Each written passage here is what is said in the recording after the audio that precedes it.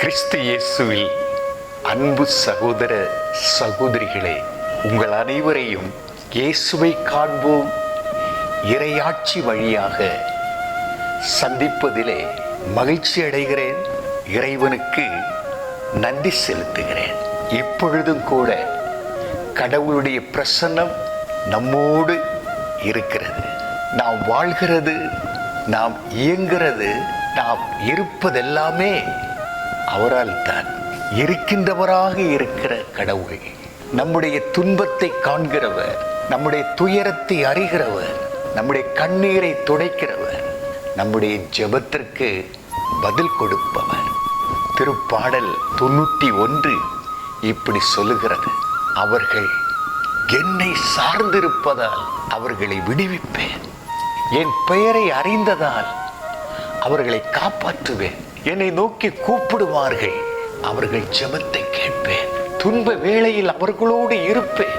அவர்களை தப்பிவித்து பெருமைப்படுத்தி நீடிய ஆயுளினால் அவர்களை நிறைவு செய்வேன், நிறைவுபடுத்துவேன் என்கிறார் கடவுள். அன்புக்குரியவர்களே, தூய பவுல் கொரிந்தியருக்கு எழுதிய 2ஆம் நிருபத்தில் 9ஆம் அதிகாரத்தில் 6 முதல் 8 முடிய உள்ள திருவசனங்களில் இப்படி வெளிப்படுத்தி இருக்கிறார். இப்பொழுது நான் அதை உங்களுக்காக வாசிக்கிறேன். நான் உங்களுக்கு வெளிப்படுத்துகின்ற இறை வார்த்தைகள் உங்களுடைய இதயத்திலே பதிய கடவுது. அது 100 மடங்கு பலன் கொடுக்கட்டும். குறைவாக விதைப்பவர் குறைவாக அறுவடை செய்வார், நிறைவாக விதைப்பவர் நிறைவாக அறுவடை செய்வார். தொடர்ந்து படிக்கும் பொழுது, முகம் மலர்ச்சியோடு கொடுப்பவரே கடவுளின் அன்புக்குரியவர். முகம் மலர்ச்சியோடு கொடுப்பவரே கடவுளின் அன்புக்குரியவர். கடவுள் உங்களை எல்லா நலன்களினாலும் நிரப்ப வல்லவர். எந்த சூழ்நிலையிலும் எப்போதும் தேவையானதெல்லாம் உங்களுக்கு தருவார்.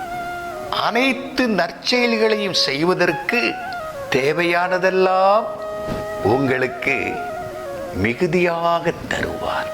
இது கடவுளுடைய உயிருள்ள வார்த்தை. அவருடைய வார்த்தையிலே கலப்படம் இல்லை, அது தூய்மைப்படுத்தப்பட்டது. கடவுளுடைய வார்த்தை உயிர் உள்ளது, அது ஆற்றல் மிக்கது, அது இரு பக்கமும் கருக்கு வாய்ந்த எந்த வாளினும் கூர்மையானது.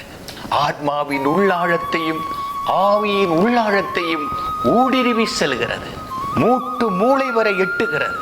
வானத்திலிருந்து பெய்கிற மழையும் பனியும் பூமியின் மீது விழுந்து பலனளிக்கிறது போல கடவுளுடைய வார்த்தை பலனளிக்காமல் போகவே போகாது. அன்புக்குரியவர்களே, இந்நேரத்தில் 3 காரியங்களை உங்களோடு வெளிப்படுத்தி செபிக்கின்றேன். 1, கடவுள் உங்களை, என்னை, நம்மை எல்லா நலன்களினாலும் நிரப்ப வல்லவர். விசுவசிக்கிறீர்களா? விசுவசிக்கிறவர்களுக்கு கடவுளின் மகிமையை காண முடியும். ஆம் பிரியமானவர்களே, நம்முடைய கடவுள் எல்லா நலன்களினாலும் நிரப்ப வல்லவர். இதை உங்களுக்கு நான் ஆண்டவருடைய செய்தியாக வெளிப்படுத்தும் பொழுது யோபு ஆகமத்திலே அவர் வெளிப்படுத்தி இருக்கிறார். யோபுனுடைய எல்லா விதமான நெருக்கடியிலும், சோதனையிலும், இழப்புகளிலும், கஷ்டங்களிலும், நஷ்டங்களிலும் யோபு சொன்னார். 42ஆம் அதிகாரத்தில் ஆண்டவர் அனைத்தையும், கடவுள் அனைத்தையும் செய்ய வல்லவர்.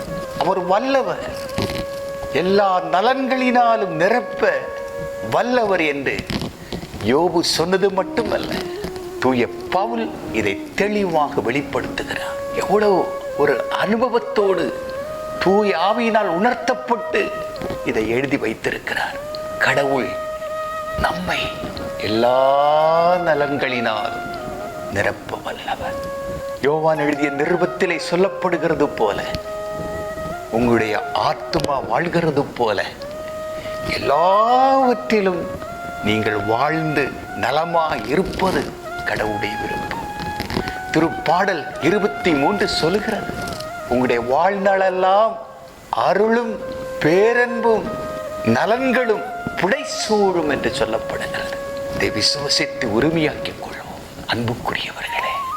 இரண்டாவது சொல்லப்படுகிறது, எந்த சூழ்நிலையிலும் எப்போதும் தேவையானதை எல்லாம் உங்களுக்கு தருவார். எந்த சூழ்நிலையிலும். ஆகவேத்தான் பழைய ஒரு பாடல் உண்டு, என் தேவை என்னவென்று படைத்தவர் அவர் அறிவார், என்னையே நான் கொடுத்து விட்டேன் அவரே பார்த்து கொள்வார், அவரே பார்த்து கொள்வார். அருமையான ஒரு பாடல். கடவுள் எந்த சூழ்நிலையிலும் எப்போதும் தேவையானவைகளை இறைவன் நமக்கு தருகிறவர். கவலைப்படாதீர்கள். மூன்றாவதாக சொல்லப்படுகிறது, நன்மை செய்கிறவர்களுக்கு நற்செயல் செய்கிறவர்களுக்கு சொல்லப்படுகிறது, தேவையானதெல்லாம் பார்த்தீர்களா, தேவையானதெல்லாம் உங்களுக்கு மிகுதியாக தருவார். நீங்கள் குறைவாக விதைப்பவர்கள் குறைவாக அறுவடை செய்வார்கள், நிறைவாக விதைப்பவர்கள் மிகுதியாக விதைப்பவர்கள் மிகுதியாக அறுவடை செய்வார்கள். நன்மை செய்கிறவர்களுக்கு கடவுள் மிகுதியாக தருவார் என்று சொல்லப்படுகிறது. மீதி எடுக்க செய்வார். 5 அப்பத்தை 2 மீனையும் ஒரு சிறுவன் கொடுத்த போது அதை ஆசீர்வதித்து 5000 பேருக்கு கொடுத்து விட்டு அது 12 கூடைகள் மீதி எடுக்க செய்தார். அது யாருக்கு சொந்தம்? அந்த 5 அப்பத்தை 2 மீனையும் கொடுத்தவருக்குத்தான் சொந்தம். அன்புக்குரியவர்கள், மிகுதியாக கொடுப்பார், மிகுதியாக கொடுப்பார். இந்த நேரத்தில் பழைய ஏற்பாட்டிலே ஆண்டவர் காயினை பார்த்து இப்படி சொன்னார், காயின், நீ நன்மை செய்தால் உனக்கு வெகுமதி கிடைக்கும், வெகுமதி கிடைக்கும் என்று சொன்னார். அன்புக்குரியவர்களே, நம்முடைய காலத்தில் வாழ்ந்த நமக்கு தெரிந்த புனித மதர் தெரேசா அவர்கள் இறை பணியும் சமூக பணியும் நற்செயல்களும் செய்த போது, அந்த பணி செய்த காலத்தில் தொடக்கத்தில் வெறும் 5 ரூபாய் மட்டும்தான் இருந்ததாக சொல்லுகிறது. ஆனால் அவர்கள் அதிலே அந்த பணியிலே கடவுள் அவர்களுக்கு வேண்டியதை எல்லாம் கொடுத்து இறுதியிலே பெரிய பெரிய பணக்காரர்கள் கொண்டு கொடுக்கும் போது சொல்லுவார்களா, இப்பொழுது எனக்கு தேவையானதெல்லாம் இருக்கிறது, நீங்கள் இனி வேற யாருக்காவது இதை உதவி செய்யலாமே. யோசித்து பாருங்கள். பிலிப்பியர் 2:5 சொல்லப்படுகிறது, கிறிஸ்து இயேசுவினிடத்தில் இருந்த மனநிலை உங்களிலும் இருப்பதாக. திருத்தூதர் பணி 10:38 சொல்கிறது, ஆண்டவருடைய ஆவியினால் அவர் நிரம்பி அழகிக்கு உட்பட்டிருந்தவர்களை எல்லாம் விடுவித்து போன இடமெல்லாம் நன்மையே செய்து கொண்டு போனார். நான் இந்த பகுதியை தியானிக்கும் போது, ஜெபிக்கும் பொழுது, விடுதலை பயணம் 1ஆம் அதிகாரத்தில் ஒரு நிகழ்ச்சி இருக்கிறது. எகிப்து மன்னன் 2 மருத்துவச்சிகளை பார்த்து ஒரு கட்டளை இடுகிறார், எபிரேய மாந்தர்களுக்கு பிறக்கிற ஆண் குழந்தைகளை எல்லாம் நீங்கள் கொண்டு விட வேண்டும். நான் உங்களுக்கு வேண்டிய பதவி உயர்வு, நாட்டில் என்ன வேண்டுமென்றாலும் உங்களுக்கு கொடுக்கிறேன். நீங்கள் அந்த குழந்தைகளை கொல்வதனால் உங்களுக்கு எந்த ஒரு பாதிப்பும் வராது. நடந்தது என்ன? வாசித்து பாருங்கள். இந்த மருத்துவச்சிகள் எபிரேய மாந்தர்களுக்கு பிறந்த ஆண் குழந்தைகளை எல்லாம் காப்பாற்றினார்கள், கொல்லவில்லை. காரணம் என்ன தெரியுமா பிரியமானவர்களே? கடவுளுக்கு பயந்து அவர்கள் தீமை செய்யாமல் நற்செயல்களை செய்தார்கள், நன்மை செய்தார்கள். ஆகவே எகிப்து மன்னன் கூப்பிட்டு கேட்டார், எந்த காரணத்தின் முன்னிட்டு இந்த குழந்தைகள் காப்பாற்றப்படுகிறது என்று. அந்த 2 மருத்துவச்சிகளும் சொன்னார்கள், நாங்கள் போகிறதுக்கு முன்னதாக குழந்தை பிறந்து விடுகிறது. ஆகவே அந்த குழந்தைகளை எங்களால் கொல்ல முடியவில்லை. இதனால் அவர்களுக்கு கிடைத்த லாபம் என்ன?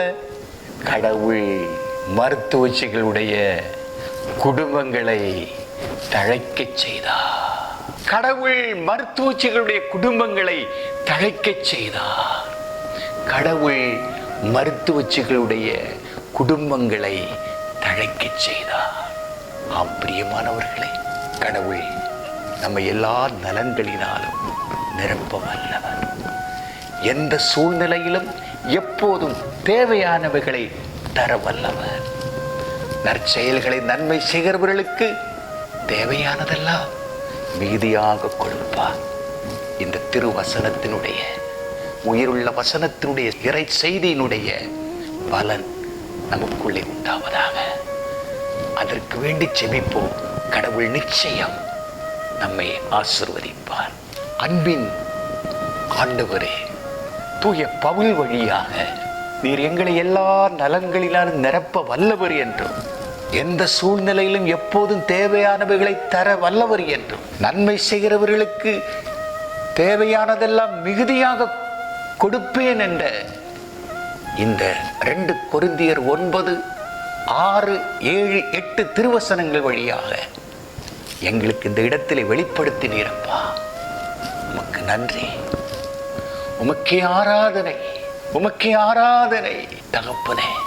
எல்லா நலன்களினாலும் உம்முடைய பிள்ளைகளை நிரப்பும்படியாக வேண்டுகிறேன். எப்போதும் தேவையானதெல்லாம் உம்முடைய பிள்ளைகளுக்கு நீர் கொடுக்கும்படியாக வேண்டுகிறேன். சேவைகளை செய்கிற, நல்லது செய்கிற, நன்மை செய்கிற உம்முடைய இறுதி நடுத்திருப்பிலே சொல்லப்படுகிறது போல பசியாக, தாகமாக, உடையின்றி, நோயிற்று, சிறையிலே அந்நியனாக வாழும் போது இருக்கிறவர்களுக்கு பணி செய்கின்ற, உதவி செய்கின்ற மக்களாக, நன்மை செய்து வாழ்கின்ற மக்களாக, நற்செயல்களை செய்கின்ற மக்களாக வாழ்கிற அந்த வாழ்வை நீர் இந்த நேரத்திலே எங்கள் ஒவ்வொருவருக்கும் அருளும்படியாகவும், அதற்கு வேண்டியதெல்லாம் நீர் மிகுதியாக கொடுத்து ஆசீர்வதிக்கும்படியாக, உடல் நலம், உளநலம், உயிர் நலம், குடும்ப நலம், தொழில் நலம், மக்கள் நலம், பூமியின் ஆசீர், விண்ணக ஆசீரை கொடுத்து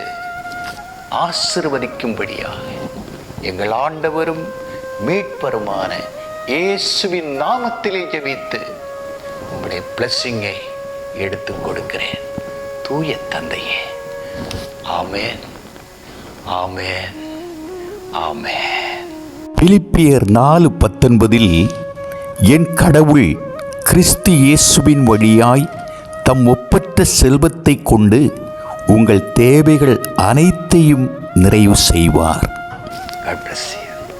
கடவுள் உங்களை எல்லா நலன்களாலும் நிரப்ப வல்லவர். எந்த சூழ்நிலையிலும் தேவையானதெல்லாம் அருள்வார். எந்த சூழ்நிலையிலும் தேவையானதெல்லாம் அருள்வார். அனைத்து நற்செயல்களை செய்ய மிகுதியாக தருவார். அனைத்து நற்செயல்களை செய்ய மிகுதியாக தருவார்.